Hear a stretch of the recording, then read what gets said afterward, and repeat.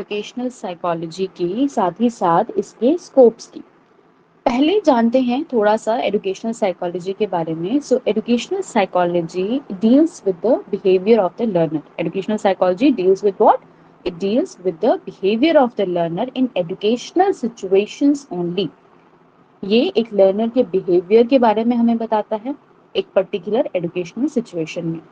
It limits itself within the four walls of teaching, learning process and educational environment. Educational psychology जो है वो limit होता है, उसकी एक लिमिट होती है टीचिंग लर्निंग प्रोसेस, साथ ही साथ एजुकेशनल एनवायरनमेंट। सो क्या दो पॉइंट हमें यहाँ याद रखने हैं?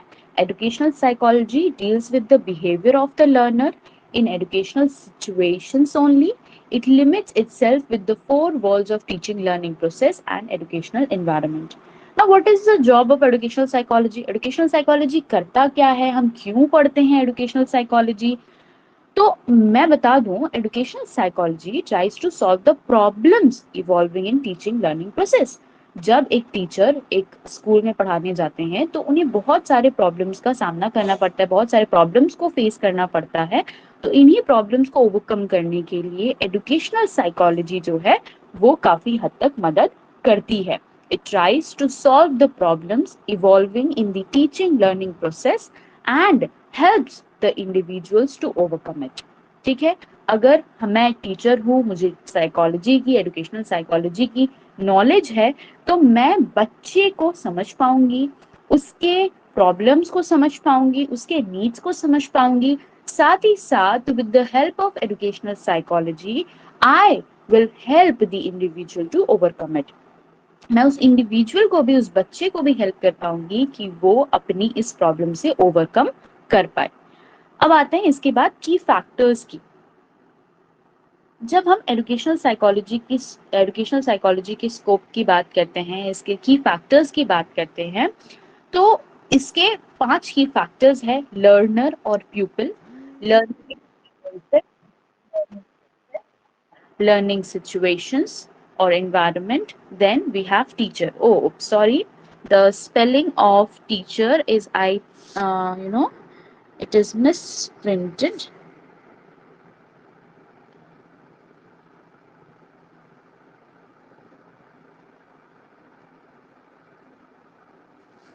Okay, now let's first talk about learner और pupil. सबसे पहले हम बात करते हैं learner और pupil की।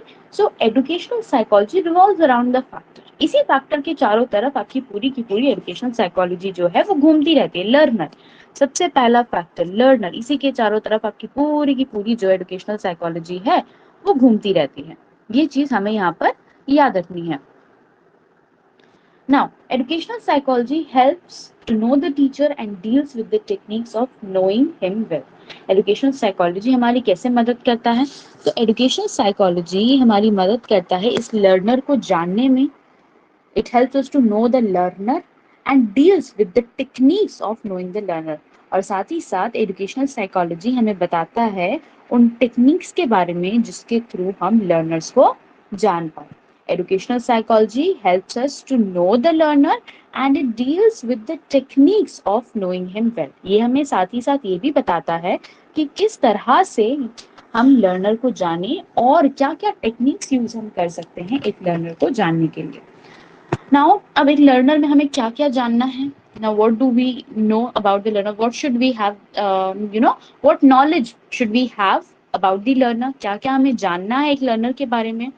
So उसकी inner abilities, उसकी inner abilities, his inner abilities, capacities, individual differences, his overt, covert behavior, his conscious, unconscious behavior, his growth and development. ठीक है, learner और pupil एक बार फिर से रिवाइज कर लेते हैं. What did I say about learner और pupil? First point, it is one of the most important factor because the whole process of educational psychology revolves around this factor. Now, educational psychology helps a teacher to know the learner and it also tells us about the techniques of knowing him well. Now, how can we know him? So, क्या क्या चीजें हमें जाननी है एक learner के बारे में? His inner abilities, his capacities, his overt, covert behavior, individual differences among children, conscious, unconscious behavior of the learner, his growth and development, everything. Educational psychology की हेल्प से हम ये सारी चीजों के बारे में जानते हैं. Second, we have learning experiences. Now, what do we mean by learning experiences? It is the second area of educational psychology. Now, educational psychology helps in determining the kind of learning experience is suitable at different stages of growth and development.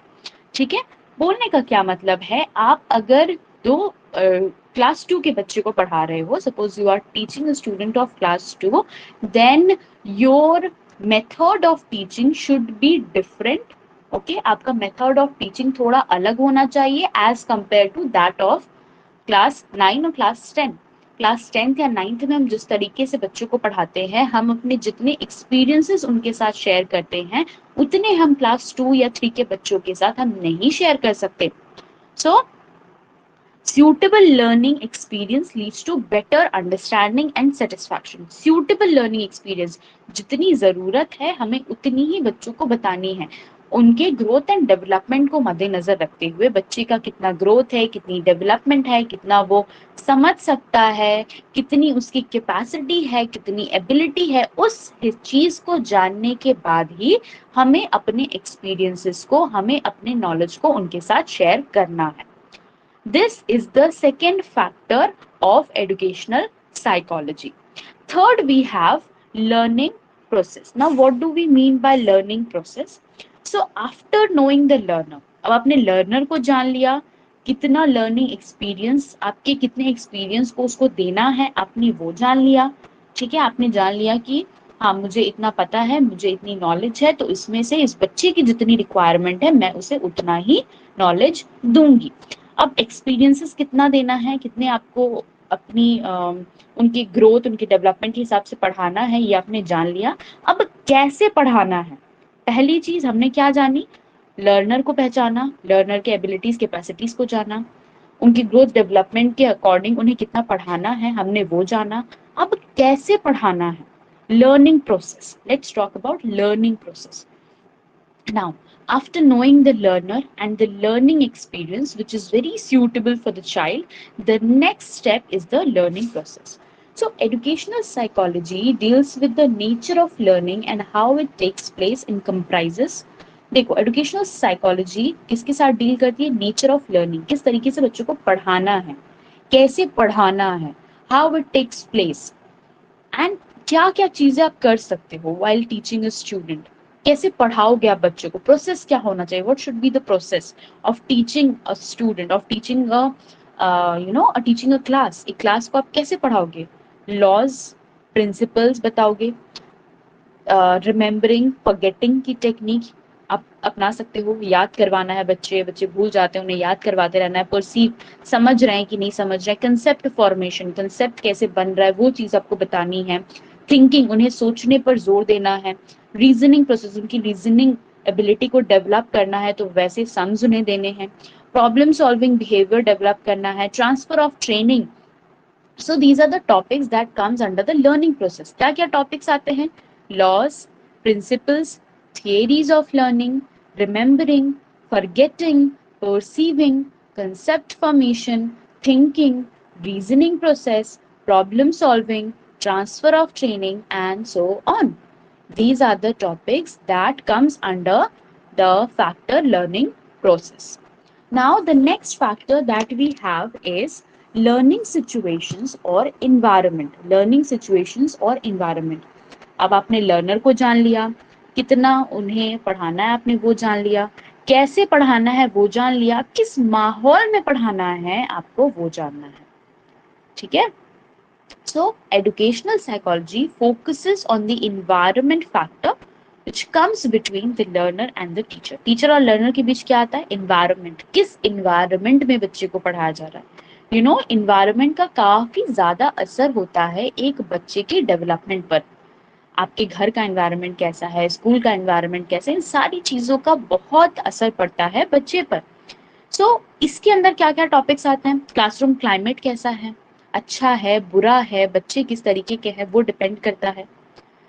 Group dynamics, teaching ads which facilitate learning, ठीक है, evaluation technique कैसी है, guidance and counselling मिल रहा है कि नहीं, ये सारी चीजें जो है एक अगर टीचिंग लर्निंग प्रोसेस में इन सारी चीजों का ध्यान दिया जाए, इन सारी चीज, ये सारी जो टॉपिक्स है ना, ये बेसिकली हेल्प करती हैं for a smooth functioning of teaching learning process. So learning situations, और क्या क्या लर्निंग सिचुएशंस होनी चाहिए, किस तरीके से हमें लर्निंग सिचुएशंस, क्या क्या लर्निंग सिचुएशंस होने चाहिए, एनवायरनमेंट क्या होना चाहिए, तो इनमें क्या क्या टॉपिक्स आते हैं, क्लासरूम क्लाइमेट क्या है, ग्रुप डायनामिक्स, बच्चे ग्रुप में काम कर पाते हैं या नहीं, ग्रुप में वो सीख रहे हैं या नहीं, टीचिंग एड्स प्रोवाइड की जानी चाहिए बच्चों को जिससे कि उनका लर्निंग और भी बेहतर हो, अच्छा लर्निंग, अच्छा टीचिंग एड मिलेगा तो एनवायरनमेंट उस हिसाब से, ऑब्वियसली टीचिंग एड अगर अच्छे होंगे तो लर्निंग जो है वो बेटर होती जाएगी, तो ये एनवायरमेंटल फैक्टर के अंदर आया। इवैल्यूएशन टेक्निक अच्छे से इवैल्यूएट हो रहा है, वो असर करता है बच्चों के टीचिंग लर्निंग प्रोसेस पर, गाइडेंस मिल रहा है कि नहीं, काउंसलिंग हो रही है कि नहीं बच्चों को, ये सारे फैक्टर्स जो है वो लर्निंग सिचुएशंस और एनवायरनमेंट में आते हैं। Now last but not the least, teacher. So teacher is the potent force in any scheme of education. बिना टीचर के कैसे होगी learning, teacher is required, no. अब educational psychology helps a teacher to understand his students. Educational psychology कैसे teacher को help करती है अपने स्टूडेंट्स को समझने में। Educational psychology discusses teachers' conflicts, motivation, anxiety, adjustment, level of aspirations, etc. Educational psychology teachers के बारे में बात करती है कि टीचर्स को टाइम टू टाइम वो किस तरह से मोटिवेटेड रहते हैं, उनमें बहुत एंजाइटी होती है, एडजस्टमेंट उन्हें एडजस्टमेंट करना पड़ता है, लेवल ऑफ एस्पायरेशंस होता है टीचर में। Educational psychology also throws light on the personality traits. हर एक टीचर की अलग अलग पर्सनालिटी होती है, उनके अलग अलग इंटरेस्ट होते हैं, एप्टीट्यूड्स होते हैं, कैरेक्टरिस्टिक्स होते हैं। तो टीचर्स के बारे में उन्होंने इतनी सारी चीजें कही है, और एजुकेशनल साइकोलॉजी बेसिकली टीचर्स को हेल्प करता है कि वो कैसे अपने मेंटल हेल्थ को बनाए रखें और साथ ही साथ बच्चों के डेवलपमेंट में एक पावरफुल रोल प्ले करें। So these are the scopes of educational psychology. क्या क्या scopes मैंने बताए, learner और pupil, learning experiences, learning process, learning situations or environment, and last we have teacher. So these are all the scopes of educational psychology. I hope you have understood the topic. If you have liked the video, then do like, comment and subscribe to my channel. Thank you.